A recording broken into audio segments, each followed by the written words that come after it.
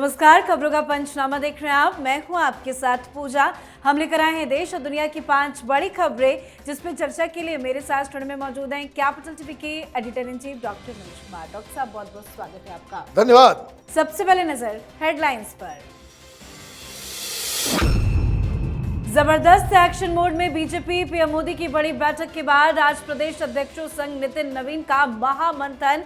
राज्यसभा चुनाव संगठन विस्तार पर चर्चा। 24 राज्यसभा सीटों पर भी नजरें। ममता बनर्जी की पार्टी टूटी। ममता की बैठक में पहुंचे केवल 80 में से 20 एमएलए, तो 2 टीएमसी विधायक को पार्टी से निकाला। लाइव आकर ममता बोली, मेरी पार्टी को तोड़ने की कोशिश कर रही है बीजेपी।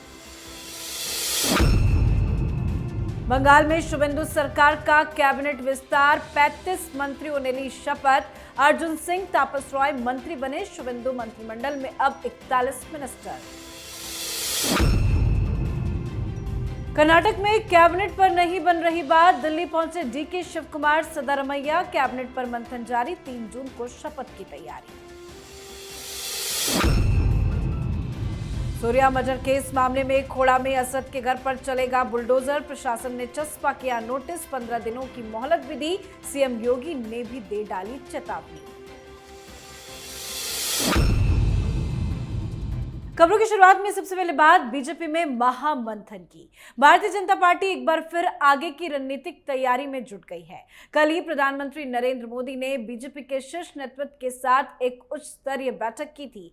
ये बैठक एक बड़े संगठनात्मक अभियान की शुरुआत का संकेत है, क्योंकि पार्टी राष्ट्रीय स्तर पर बदलावों की तैयारी कर रही है। इस बीच आज भारतीय जनता पार्टी के राष्ट्रीय अध्यक्ष नितिन नवीन ने नई दिल्ली स्थित पार्टी मुख्यालय में राज्यों के बीजेपी अध्यक्षों के साथ एक अहम बैठक बुलाई है। इस बैठक में प्रधानमंत्री नरेंद्र मोदी की तरफ से पार्टी के शीर्ष नेतृत्व के साथ साझा किए गए प्रमुख संदेश को राज्य इकाइयों तक पहुंचाने की खबर है। ये बैठक इसलिए भी अहम है क्योंकि ये बैठक ऐसे समय में हो रही है जब 10 राज्यों की 24 राज्यसभा सीटों के लिए 18 जून को चुनाव प्रस्तावित है। इसके अलावा विभिन्न राज्यों की विधान परिषदों के चुनाव भी निकट है, जिसके चलते ये बैठक राजनीतिक दृष्टि से महत्वपूर्ण मानी जा रही है। सर, बीजेपी में क्या कुछ चल रहा है? कल पीएम मोदी ने हाई लेवल मीटिंग की और आज नितिन नवीन ने बैठक बुलाई। इस बैठक में क्या कुछ हुआ? देखिए, कल प्रधानमंत्री मोदी ने बैठक ली और आज प्रेसिडेंट उन्होंने देश भर के नेताओं के साथ बातचीत की। भारतीय जनता पार्टी अपने आप को 2029 के चुनाव की तैयारी में अपने आप को लगा रही है। बदलाव कैबिनेट में भी होना है, बदलाव संगठन में भी होना है। 4 राज्यों में आपने देखा किस तरीके से अध्यक्ष नए चुने गए हैं। हर राज्य में अध्यक्ष बदले जाएंगे जहां जहां जरूरत होगी, और आने वाले चुनाव के लिए भी रणनीति बनाई जाए, क्योंकि यह बहुत ही क्रूशियल होने जा रहा है। 2029 का चुनाव, चौथी बार लगातार आप चुनाव जीतने के लिए अगर आप जनता के बीच में जाते हैं तो आपकी तैयारी 3 साल पहले से ही शुरू हो गई है। ये बेसिक बात है जो इस मीटिंग के अंदर चल रही है। पहला स्टेप क्या है? पहला स्टेप यह है कि प्रधानमंत्री मोदी ने अपने अलग अलग मंत्रियों के कामकाज का जायजा ले लिया और उसमें बताया यह जा रहा है कि 10 के आसपास मंत्रियों को बदलने की बात चल रही है।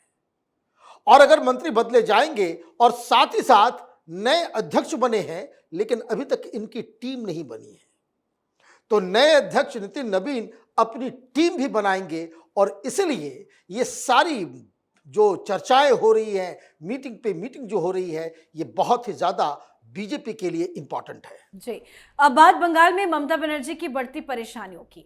ममता बनर्जी की अध्यक्षता में होने वाली नवनिर्वाचित विधायकों की बैठक को रद्द करना पड़ा, क्योंकि 80 विधायकों में से करीब 60 विधायक बैठक में नहीं पहुंचे। उधर कई नेताओं ने तृणमूल कांग्रेस से किनारा कर लिया है। फिर से 100 से ज्यादा टीएमसी पार्षदों ने इस्तीफा दे दिया है। इस घटनाक्रम ने पार्टी के भीतर चल रही खींचतान और असंतोष की अटकलों को और ज्यादा तेज कर दिया है। ममता बनर्जी ने एक एक्शन भी लिया है। विधायक विधायक ऋतुभद्रा बनर्जी और संदीपान साहा को तृणमूल कांग्रेस से निष्कासित कर दिया गया। मजे की बात यह है कि मुख्यमंत्री शुभेंदु अधिकारी ने दावा किया था कि जाली हस्ताक्षर मामले की शिकायत इन दोनों ने ही की थी। साथ ही आज ममता बनर्जी ने फेसबुक लाइव आकर कहा कि मेरी पार्टी को तोड़ने की कोशिश बीजेपी कर रही है। सर, क्या कुछ चल रहा है टीएमसी के अंदर? भाई, ममता बनर्जी कह रही है कि बीजेपी हमारी पार्टी को तोड़ने की कोशिश कर रही है, तो आप बचा लो। पार्टी आपकी है, लोग आपके हैं, नेता आपके हैं, सांसद आपके हैं, विधायक आपके हैं, तो भारतीय जनता पार्टी कैसे तोड़ देगी? और अगर ये आपको इल्म है, ये ज्ञान हो गया है कि बीजेपी मेरी पार्टी को तोड़ने जा रही है, तो आपको तो बचाना चाहिए। लेकिन आप बचाओगे कैसे? मीटिंग बुलाते हो, 20 आते हैं, 60 गायब हो जाते हैं। और ये लगातार हो रहा है। पहली बैठक हुई तो 10 गायब, दूसरी बैठक हुई 26 गायब, तीसरी बैठक हुई तो 35 गायब, और अब बैठक हुई तो 60 गायब। संख्या घट नहीं रही है, उल्टा चल रहा है सब कुछ।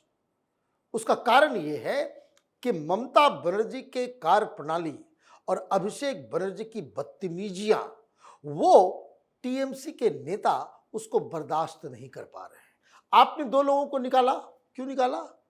बड़ा ही अजीब मामला है। उस मीटिंग में 35 लोग नहीं आए, 19 तारीख की बैठक थी वो, और आपने विधानसभा में नेता प्रतिपक्ष कौन होगा, चीफ विप कौन होगा, डिप्टी लीडर कौन होगा, ये रेजोल्यूशन पास करके आपने कागज दे दिए। 2 लोगों ने जाकर के कंप्लेन कर दिया, यही दोनों जिनको निकाला गया, ऋतुव्रता और संदीपन साहा को, कि भाई मैंने साइन नहीं किया। भाई, बीजेपी वाले नहीं है, ये आपके लोग हैं। उन्होंने जाकर के कहा, और जब इन्वेस्टिगेशन शुरू हुआ तो 2 नहीं 13 साइन जो है वो फर्जी है। तो किसके आदेश पे हुआ? तो अभिषेक बनर्जी के आदेश पे हुआ, इसलिए तो जांच पड़ताल हो रही है। और जब आपको यह मालूम चला कि आपके ही विधायक ने कंप्लेन किया, बीजेपी ने कंप्लेन नहीं किया,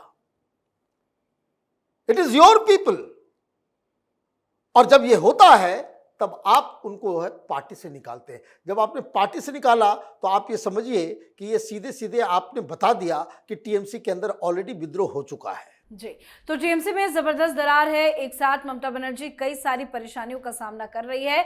इसी बीच आज पश्चिम बंगाल में सरकार का पहला मंत्रिमंडल विस्तार हुआ है। लोक भवन में हुए कार्यक्रम में राज्यपाल आरएन रवि ने 35 नए मंत्रियों को शपथ दिलाई है। सीएम शुभेंदु अधिकारी भी कार्यक्रम में मौजूद रहे। 13 नेताओं को कैबिनेट मंत्री, 3 को स्वतंत्र प्रभार और 19 को राज्य मंत्री बनाया गया है। इस विस्तार के साथ बंगाल में मंत्री परिषद की मंत्रियों की संख्या 41 हो गई है। आज के समारोह में अर्जुन सिंह, तापस रॉय, शरदवद मुखर्जी, जगन्नाथ चट्टोपाध्याय और शंकर घोष ने कैबिनेट मंत्री के रूप में शपथ ली।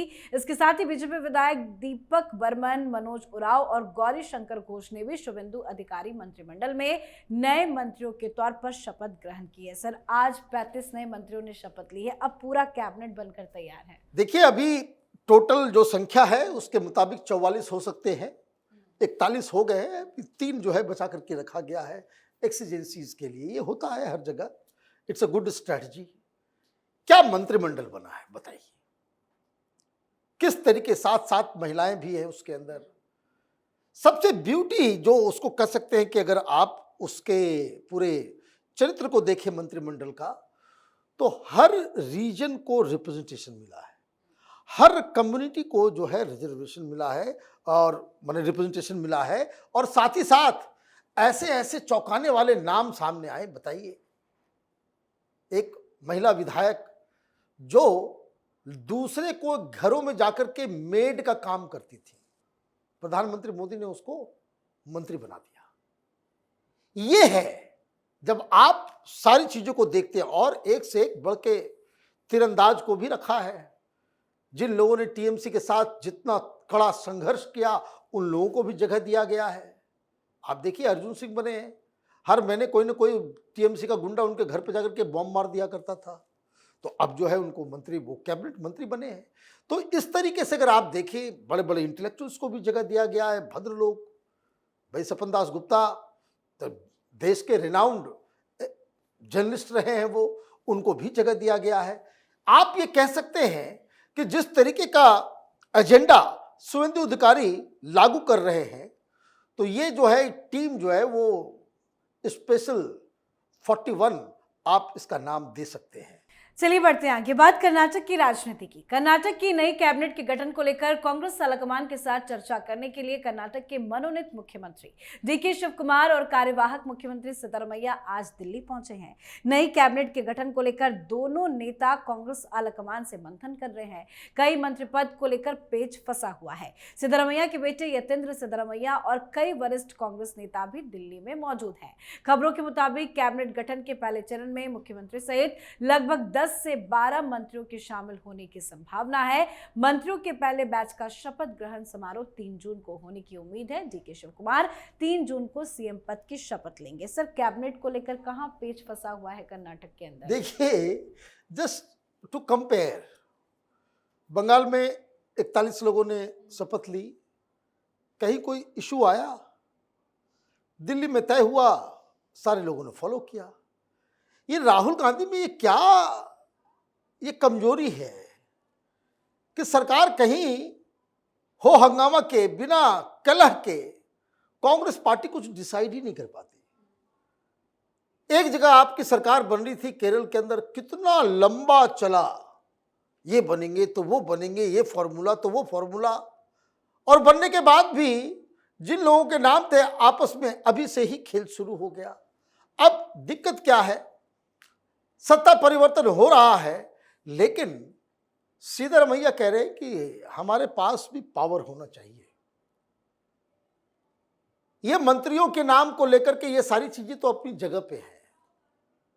सिद्धरमैया ने कहा है कि कोऑर्डिनेशन कमेटी होनी चाहिए कि सरकार आगे कैसे चलेगी, 2 साल के बाद जो चुनाव है उसको जीतने के लिए क्या क्या करना होगा, सरकार की दिशा और दशा कैसी होनी चाहिए, क्या फैसला होना चाहिए, इसके लिए एक कोऑर्डिनेशन कमेटी हो। जैसे यूपीए सरकार के दौरान थी ना एक कमेटी सोनिया गांधी की, जो सोनिया गांधी तय कर देती थी।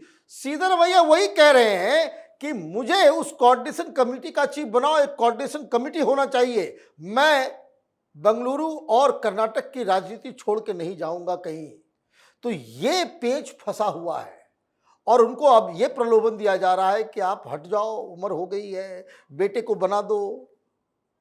बेटे के चक्कर में खड़गे साहब भी कह रहे हैं कि मेरे बेटे को भी बना दो, फिर जरकी होली कह रहे हैं कि भाई मैं पीछे क्यों रहूं। तो कई सारे अभी पेच हैं। आज रात शायद मीटिंग में कुछ फैसला हो कि क्या प्रारूप होगा।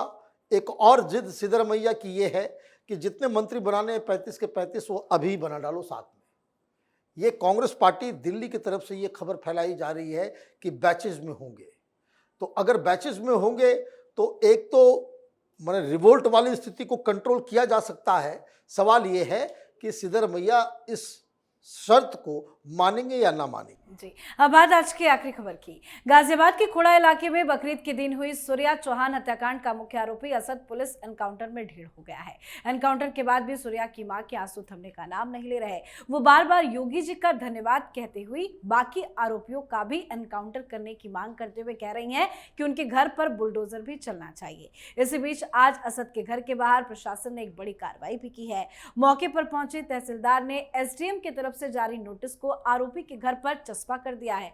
बकायदा ढोल बजवाकर और मुनादी कराकर आसपास के लोगों को इस कार्रवाई की जानकारी भी दी गई है। प्रशासन ने साफ शब्दों में चेतावनी दी कि यह निर्माण अवैध जमीन पर किया गया है, इसलिए 15 दिनों के भीतर इस पर अपना जवाब दिया जाए। अगर तय समय में खुद कब्जा नहीं हटाया गया तो प्रशासन की तरफ से बुलडोजर चलाकर ध्वस्तीकरण की कार्रवाई की जाएगी। आज सीएम योगी का भी बयान सामने आया। सीएम योगी ने कहा कि दोस्ती के नाम पर हिंसा और छुरेबाजी जैसी घटनाएं किसी भी हाल में स्वीकार्य नहीं है। सीएम योगी ने स्पष्ट शब्दों में कहा कि ऐसी आपराधिक घटनाओं को किसी भी सूरत में बर्दाश्त नहीं किया जाएगा।